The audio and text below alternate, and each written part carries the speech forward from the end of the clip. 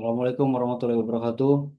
Perkenalkan saya Muhammad Fadil Saimi dengan NPM 2108260235. Saya membuat tugas dua saya pada semester antara di blok CMH yang berjudul mioglobin dan hemoglobin yang membentuk mind map.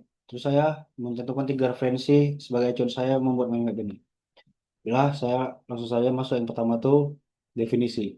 Hemoglobin ini adalah protein globular dalam eritrosit yang berfungsi mengikat, mengangkut, dan melepaskan oksigen atau O2 serta mengangkut sebagian karbon dioksida CO2 dan ion H+. Dia juga memberi warna merah pada darah. Kalau mioglobin, dia adalah protein globular di otot, rangka, dan jantung. Dia berfungsi menyimpan oksigen dan memfasilitasi difusi O2 ke dalam mitokondria otot. Juga memberi warna merah pada otot. Lalu ada struktur. Struktur yang pertama itu ada hemoglobin. Dia ini adalah protein tetramerik yang memiliki 4 subunit. Tiap subunit memiliki satu rantai polipeptida dan satu gugus heme atau Fe2+.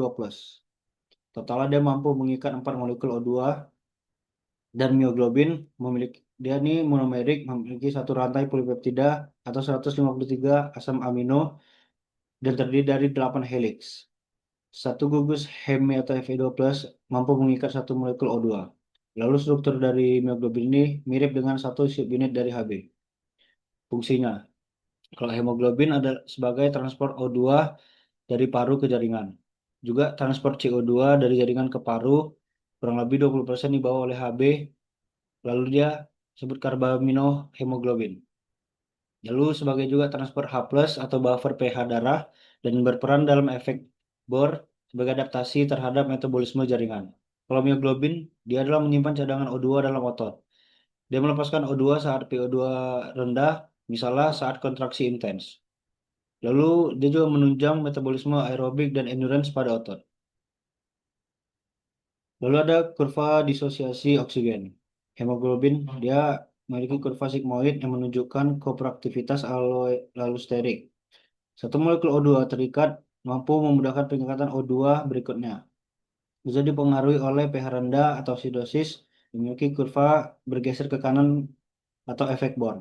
Kalau pH2 tinggi, dia afinitas O2-nya menurun. Kalau suhu tinggi, dia afinitas O2-nya menurun. Dan 2,3 BPG menurunkan afinitas O2 atau mempermudah pelepasan O2. Ya udah mioglobin. Dia mempunyai kurva hiperbolik atau afinitas O2 yang sangat tinggi. Dia juga tidak kooperatif, hanya satu heme dan mampu melepaskan O2 hanya pada pH2 sangat rendah untuk menghilangkan otot bekerja berat. Lalu ada perbedaannya.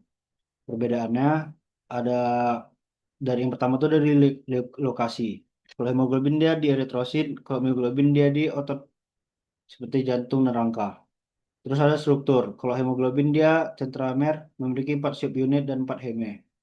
Lalu monomer dia memiliki satu subunit dan satu heme untuk mioglobin.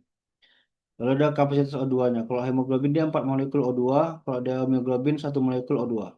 Kalau kurva O2, hemoglobin itu memiliki sigmoid atau kooperatif. Kalau dia mioglobin dia hiperbolik atau non-kooperatif.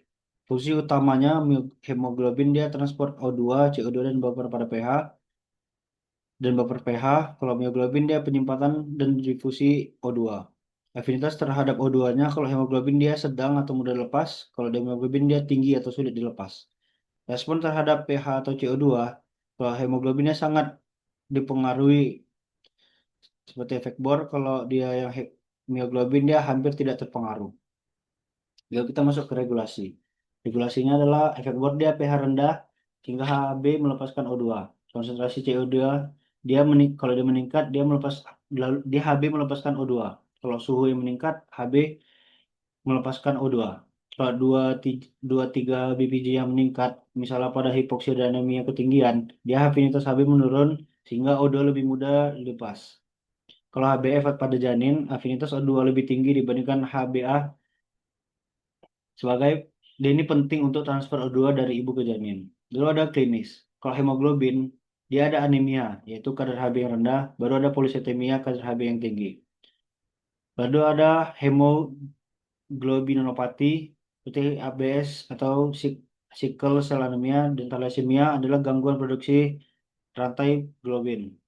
Lalu ada juga keracunan CO, Hb, dan CO HB ditambah CO mengakibatkan karboksi hemoglobin.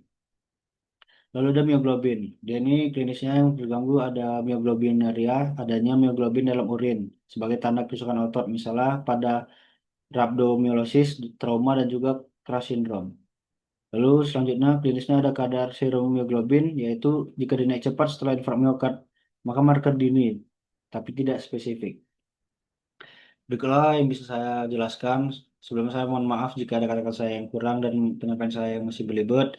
Ini ada 3 referensi yang saya cantumkan. Yang pertama ada dari Wilson dengan kawan, lalu ada Kang dan kawan-kawan, dan juga Gwens dan kawan-kawan. Lalu demikianlah presentasi saya. Izin kepada dokter. Eh, Demikian yang hanya bisa saya sampaikan.